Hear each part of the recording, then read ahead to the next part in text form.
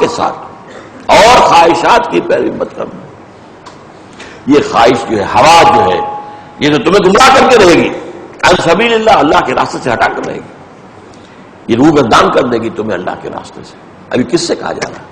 داؤد نبی سے. گویا کہ ان حضرات کو بھی اب حضور سے جو سنیے، سورہ اعراف میں فرمایا گیا آیت نمبر 49، وَأَنِحْكُمْ بَيْنَهُمْ بِمَا أَنزَلَ اللَّهُ وَلَا تَتَّبِعْ هَوَاهُمْ.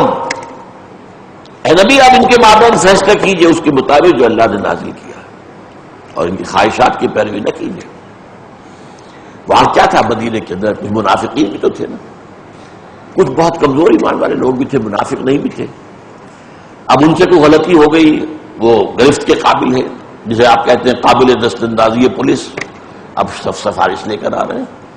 عبداللہ ابن ابی آ رہا ہے سفارش کے لیے، بڑا سردار ہے، اس کی حیثیت ہے، وجاہت ہے، خزرج کا سردار تھا، اسے بادشاہ بنانے کا فیصلہ ہو چکا تھا مدینے کا، اور تیار سونے کا تاج تیار ہو چکا تھا کہ حضور پہنچ گئے.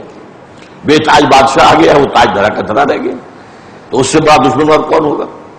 تو وہ سفارش کر رہا ہے. تو فرمایا نہیں، دیکھیے ان کی خواہشات کی پیروی نہ کیجیے، ریزسٹ دیم. یہ نہ ہو کہ یہ آپ کو اپنی خواہشات کے تابع کر لیں. وَأَنِحْكُمْ بَيْنَهُمْ بِمَا أَنزَلَ اللَّهُ، آپ کا فیصلہ ہونا چاہیے بالکل اس کے مطابق جو اللہ نے نازل کیا. وَلَا تَتَّبِعْ هَوَاهُمْ، اور ان کی خواہشات کی پیروی نہ کیجیے. اب ذرا ایک علمی بات آ رہی ہے. مَا جِئْتُ بِهِ سے مراد کیا ہے؟ لَا يُؤْمِنُ أَحَدُكُمْ حَتَّى يَكُونَ هَوَاهُ تَبِعًا لِمَا جِئْتُ بِهِ.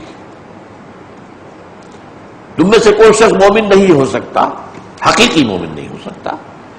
وہ قانونی مومن تو ہو سکتا ہے، مسلمان تو ہو سکتا ہے، لیکن حقیقی مومن بننے کے لیے یہ لازم ہے کہ اس کی خواہش نفس تابع ہو جائے اس چیز کے جو میں لایا ہوں. اب میں لایا ہوں، کیا لایا ہوں؟ پہلی چیز جو آپ لائے ہیں وہ قرآن ہے، جو لفظ بلفظ محفوظ ہے، اس میں کسی شک کی گنجائش نہیں.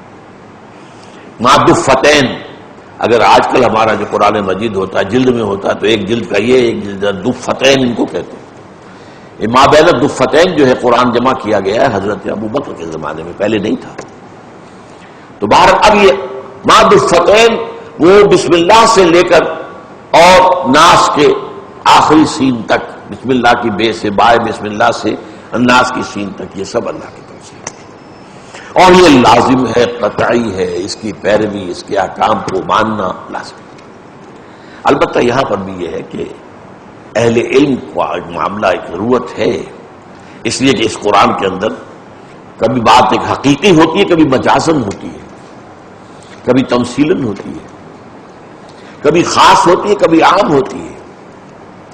اور اس میں یہ بات جان دیجئے، مسئلہ ہے بہت اہم کہ قرآن مجید کے خاص کو عام کرنا یا عام کو خاص کرنا، یہ حضور کو اس کا حق حاصل تھا سنت سے. جیسے کہ آپ کو معلوم ہے کہ سورہ نور میں جو سزا آئی ہے جو زنا کی 100 کوڑے، وہ عام ہے، کوئی بھی مسلمان، کوئی بھی مرد اور عورت کوئی بھی ہو، لہذا اس کو عام رکھیں گے تو تمام انسان. لیکن حضور نے خاص کر دیا، یہ غیر شادی شدہ کے لیے ہے یہ سزا کوڑے، شادی شدہ کے لیے رجم ہے جو سنت سے ثابت. تو گویا کہ عام کو خاص کر دیا، یا خاص کو آپ جو ہے اس کے اندر جو ہے اضافہ کر دیا، توسیع کر دیا. قرآن نے کہا کہ تم پر 2 بہنیں بیک وقت ایک نکاح میں نہیں رکھ سکتے، حضور نے توسیع فرما دی. یعنی یہاں پر خاص کو عام کیا جا رہا ہے، آگے بڑھایا جا رہا ہے کہ پھوپھی بھتیجی کا بھی یہی حکم ہے اور خالہ بھانجی کا بھی یہی حکم ہے، دونوں کو بیک وقت نکاح میں نہیں رکھ سکتے. تیسری بات قرآن میں یہ ہے ناسخ و منسوخ، ایک حکم پہلے نہیں آیا ہے بعد میں آ گیا، یا ایک حکم پہلے آیا بعد میں تبدیل ہو گیا. جیسے کہ شراب کے معاملے میں آپ کو معلوم ہے جو ہنگامہ اٹھا اتنا میرے خلاف، وہ بات کیا تھی کہ شراب کی تدریجاً حرمت ہوئی ہے، جب تک آخری حکم نہیں آیا اس وقت تک لوگ پی رہے تھے، اس لیے کہ وہ حرام تو ابھی ہوئی نہیں تھی. اب اس میں دیکھنا پڑے گا کہ آیا ناسخ و منسوخ کا معاملہ بھی. تو گویا کہ ایسی بات نہیں ہے کہ قرآن مجید سے ہر شخص جو اس کے لیے یہ علوم جو ضروری ہے، عربی زبان کا فہم ضروری ہے، اس کو حاصل کرے، گرامر کا فہم ضروری ہے، اس کو حاصل کرے. اور یہ کہ بہرحال اپنی رائے سے نہیں بلکہ یہ دیکھے کہ اس میں کیا ہمارے سلف نے کیا آراء قائم کی ہیں، کیا انہوں نے مختلف آراء دی ہیں، کیا دلائل دیے ہیں. لہذا یہ ایسا سپاٹ معاملہ نہیں ہے، ایک اعتبار سے تو ہے کہ ایک ایک حرف حتمی ہے، یقینی ہے، اس میں کوئی شک نہیں۔ اچھا دوسری چیز حضور کیا لائے ہیں؟ اب یہاں پر ایک حدیث سن لیجئے، آپ فرماتے ہیں اوتیت القرآن ومثلہ معہ،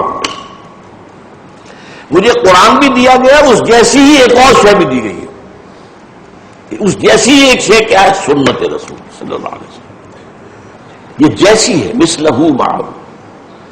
یوں نہ سمجھیے کہ حجت نہیں ہے، یہ نہ سمجھیے کہ اس سے شرعی احکام ثابت نہیں ہوتے، نہیں، یہ در حقیقت بہت بڑے گمراہیوں میں سے ہے، جس کو کچھ 100-125 سال سے جو ہے بہت تیزی کے ساتھ ہمارے معاشرے کے اندر پھیلی ہے، جب سے کہ مغرب کے علوم اور فلسفہ اور سائنس وغیرہ آئے ہیں اور تہذیب و تمدن کا آیا ہے معاملہ، تو حدیث کا استخفاف جو ہے اس بر عظیم پاک و ہند نے سب سے پہلے سید احمد خان، اس کے جو ہے سمجھیے امام اول ہے، پھر یہ علامہ مشرقی ہوں، یہ غلام محمد پرویز ہوں، علامہ عبداللہ چکڑالوی ہوں، اسلم جراج پوری ہوں، بے تحاشا یہ سب کے سب جو ہے جنہیں ماڈرنسٹ کہا جا رہا ہے، یہ سنت کی جو حجیت ہے اس کو ختم کرنے پہ تلے ہوئے ہیں۔ تو سنت بھی مثلہ معہ، وہ بھی اصل میں قرآن جیسی ہی ایک شے ہے جو اللہ نے مجھے اور دی۔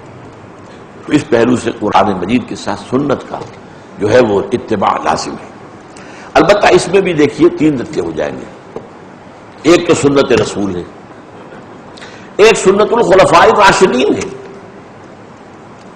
اور ایک سنت صحابہ ہے، ما انا علیہ واصحابی، جس پر میرا اور میرے صحابہ کا عمل ہے۔ یہاں جوڑ دیا آپ نے اپنے ساتھ صحابہ میں سے 4 خاص طور پر جو خلفاء راشدین ہیں، علیکم بسنتی و سنت الخلفاء الراشدین المہدیین، تم پر لازم ہے پکڑنا مضبوطی کے ساتھ میری سنت کو اور میرے راشدین، اولئک هم الراشدون، جو خلفاء ہیں، خلفاء راشدین، ان کی سنت کو پکڑنا۔ اب یہ چیز جو ہے یہ ہمارے ہاں علمی سطح پر جب آئیں گے تو بڑے ذرا اس کے اندر پیچیدگیاں بہت پیدا ہو جاتی ہیں۔ سنت رسول کی قسموں میں سے میں تن گنوا دیتا ہوں۔ ایک وہ شے ہے جس سے کہ سنت تشریعی ہم کہیں گے، جس سے شریعت کے احکام ثابت ہوتے ہیں، وہ فرض ہو یا واجب ہو یا سنت مؤکدہ ہو یا سنت غیر مؤکدہ ہو۔ اب یہ سارے درجے یہ علماء کے قائم کرنے کا کام ہے، ایک عامی آدمی خود فیصلہ نہیں کر سکتا۔ اس کے اندر جو ہے درجہ بدرجہ ہے معاملہ۔ یہ ایک طرف سے چلیں گے اگر آپ داہنے سے بائیں کی طرف، تو فرض، واجب، سنت مؤکدہ، سنت غیر مؤکدہ، مستحب، مباح، مکروہ تنزیہی، مکروہ تحریمی اور حرام، تو اس سے حرام سے وہاں تک اتنے درجے۔ اب اس میں ظاہر بات ہے کہ ہر درجے کا اپنا ایک حق ہے، اپنا ایک حکم ہے۔ اس کے ساتھ ساتھ یہ ہے کہ کچھ سنت العادت ہوتی ہے، حضور ایک کام کرتے تھے، اب مثلا جبلی تقاضے حضور بھی پورے کرتے تھے، کھانا کھاتے تھے، سنت ہے نا، ہم وہی کہیں کھانا کھانا حضور کی سنت ہے، تو یہ تو نہیں نا بات، یہ تو ایک جبلی تقاضا ہے جو پورا کیا۔ البتہ آپ نے کچھ آداب سکھائے ہوں کیسے کھاؤ، اور یہ بھی ہے کہ اگر آپ کو فرض کیجئے کہ آپ کو کدو پسند تھا تو اس کا مطلب یہ نہیں ہے کہ کدو کھانا لازم، البتہ کوئی محبت کی وجہ سے کہ حضور کو پسند تھا وہ بھی اس کو رغبت سے کھائے، ٹھیک ہے، اسے اللہ کے ہاں ثواب ملے گا محبت کا جو ہے، لیکن وہ لازم نہیں ہے۔ ایک جبلی تقاضے، عادی تقاضے، عادت کے مطابق، مثلاً حضور تہمت مانتے تھے، ہمیشہ آپ نے تہمت مانا، شلوار پیش کی گئی، آپ نے پسند کی کہ شلوار اچھی چیز ہے۔ یہ واقعہ یہ ہے کہ زیادہ ساتر ہے، رات کو آدمی سویا ہوا ہو تہمت کے اندر تو ننگا ہو سکتا ہے، شلوار میں ننگا تو نہیں ہوتا، آپ نے پہنی نہیں، عادت نہیں تھی، تو بعض چیزیں سنت عادت ہیں، بعض افعال خصوصی ہیں کہ جن کی پیروی لازم نہیں بلکہ روک دیا گیا، حکمن روک دیا گیا۔